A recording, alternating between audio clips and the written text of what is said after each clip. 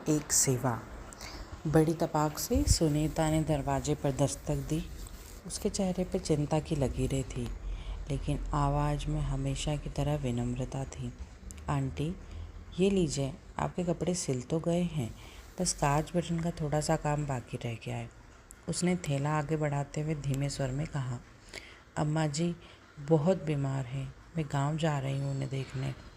अर्चना ने थैला हाथ में लेते हुए एक पल को कुछ सोचकर पूछा, सुनीता, ये अधूरा काम अब कौन करेगा? 2 दिन बाद ही तो मैं गांव की बच्चियों को ये कपड़े बांटने जाना है। सुनीता की आंखें भर आई। आंटी, मेरा मन भी नहीं है जाने का, लेकिन अम्मा बहुत अकेली हैं। उसकी आवाज़ भीग गई थी। अर्चना ने गहरी सांस ली। वह एक समर्पित स्वयंसेवी संस्था की सचिव थी और इस बार की जिम्मेदारी कुछ अलग ही मायने रखती थी। स्कूल की बच्चियों को न केवल ड्रेस देनी थी, बल्कि ये उनकी मेहनत और प्यार की सौगात भी थी। अब ये काम अधूरा रह जाए, ये बात उन्हें बेचैन कर रही थी। उसी वक्त अचानक उन्हें एक चेहरा याद आया।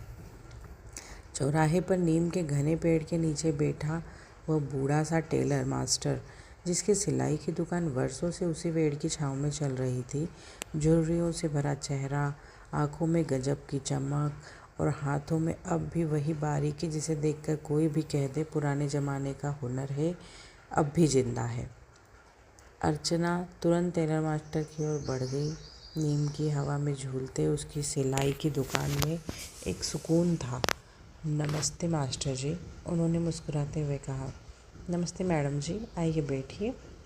मास्टर जी ये 80 फ्रॉक है, सिलाई हो चुकी है, केवल काज बटन का काम रह गया है। क्या आप कल शाम तक पूरा कर पाएंगे?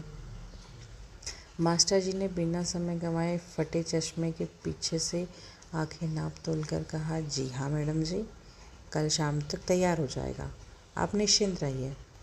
अगली शाम जैसे ही अर्चना दुकान पर पहुंची, टेलर मास्टर ने हाथ में एक नीला बैग थमाते हुए कहा, गिन लीजिए मैडम, पूरे 80 फ्रॉक है, एक एक पर काज बटन भी लगा दिए हैं। शानदार काम किया है मास्टर जी। अर्चना ने पैसे निकालते हुए उनकी ओर बढ़ाए। ये आपका मेहनताना।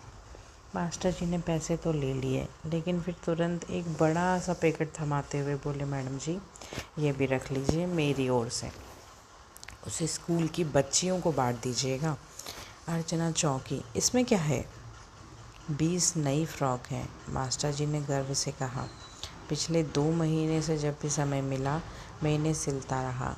कपड़ा नया नहीं है, जो लोग मुझे सिलाई कराते हैं उनके बचे हुए टुकड़े जमा किए थे, उसी से फ्रॉक बना डाले।